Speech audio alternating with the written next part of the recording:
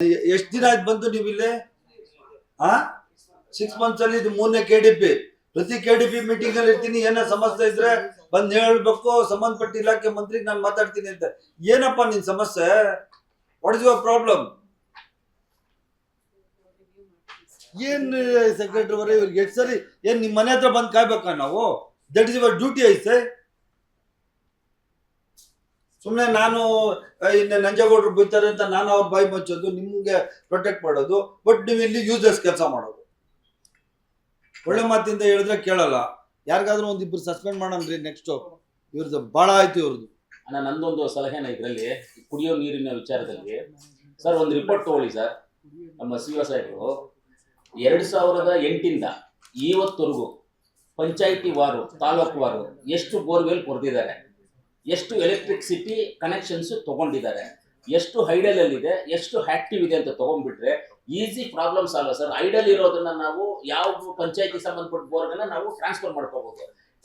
Current ನ transfer ಮಾಡ್ಕೊಳ್ಳೋದಕ್ಕೆ minimum 10, 12, 15, 17 ಇಲ್ಲ ಸ್ಟಾರ್ಟಿಂಗ್ ನಾನು ಮಿನಿಮಮ್ ಹೇಳ್ತಾ ಇದ್ದೀನಿ. ಮ್ಯಾಕ್ಸಿಮಮ್ 40-50 ಬರ್ಬೋದು ಅಷ್ಟೇ, ಅದ್ರ ಮೇಲಂತೂ ಬರೋದಿಲ್ಲ. 2 ಲಕ್ಷ 3 ಲಕ್ಷ ಬರೋದಕ್ಕಿಂತ 40-50 ಸಾವಿರ ಕಟ್ಟೋದು, 17,000 ಇದೆ ಸರ್, 10,000 ಆಗುವಂಥದ್ದು ಇದೆ. ಯಾಕಂದ್ರೆ ಜಸ್ಟ್ ಒಂದು ಕಂಬ 2 ಕಂಬ ಆಗುವಂಥದ್ದು ಇದೆ. ಇರೋ ಕಂಬಗಳನ್ನ ಶಿಫ್ಟ್ ಮಾಡ್ಕೊಳ್ಳೋದು, ಆ ಟ್ರಾನ್ಸ್ಫಾರ್ಮರ್ನ ಶಿಫ್ಟ್ ಮಾಡ್ಕೊಳ್ಳೋದು ಇರುತ್ತೆ ಅಂತ. ಅದನ್ನ ಒಂದು ರಿಪೋರ್ಟ್ ತಗೊಳ್ಳಿ ಸರ್. 2008 ನೋಡ್ರಿ, ಈಗ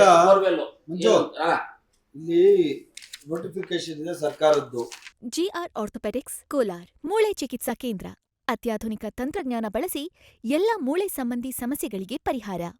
ಜಾಯಿಂಟ್ ರಿಪ್ಲೇಸ್ಮೆಂಟ್, ಸ್ಪೋರ್ಟ್ಸ್ ಸಂಬಂಧಿ ಸಮಸ್ಯೆಗಳು, ಮೂಳೆ ಮುರಿತ, ಸ್ಪೈನ್ ಶಸ್ತ್ರಚಿಕಿತ್ಸೆಗಾಗಿ ನುರಿತ ಮೂಳೆ ತಜ್ಞರನ್ನು ಸಂಪರ್ಕಿಸಲು 7022532255ಕ್ಕೆ ಇಂದೇ ಕರೆ ಮಾಡಿ. ಈ ಕುಡಿಯೋ ನೀರು ಸಮಸ್ಯೆಗಳು ಮಾರ್ಚಿಂದ ಮೇ ತನಕ ತಹಶೀಲ್ದಾರ್ಸ್ ಬಂದಿದ್ದೀರೇನ್ರಿ? ಎಲ್ಲ 6 ಜನ, 2 3 4 5 6 6 ಜನ ಇದ್ದೀರಲ್ಲ, 6 ಜನ ನೀವು ತಾಲೂಕು ಕಾರ್ಯನಿರ್ವಹಣಾಧಿಕಾರಿಗಳ ಜೊತೆಯಲ್ಲಿ ತಹಶೀಲ್ದಾರ್ಸ್ ಮೀಟಿಂಗ್ ಮಾಡ್ಬೇಕು ಪ್ರತಿ ವಾರ. ಏನು ದೊಡ್ಡ ಮನುಷ್ಯನು ಕರ್ಕೊಳ್ಳಿ.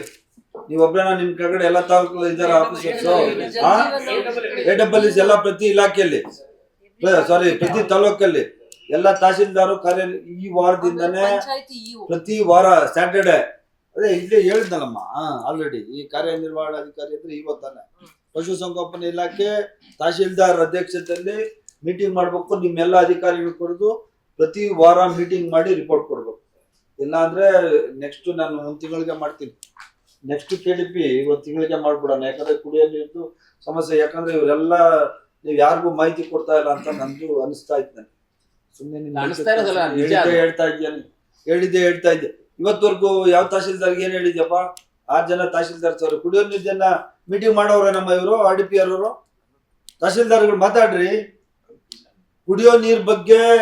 ಈ ಇವರು ಯಾರು RDPR ಇಲಾಖೆಯಿಂದ ಯಾರಾದ್ರೂ ಬಂದು ನಿಮ್ಮ ಹತ್ರ ಡಿಸ್ಕಸ್ ಮಾಡಿದಾರಾ? ಮಾಲೂರು ನಿಮ್ಮಿಲ್ಲ, ಏನು ಏನ್ ಮಾಡೋರ? ಏನ್ ಆಕ್ಷನ್ ತಗೊಂಡ್ರಿ?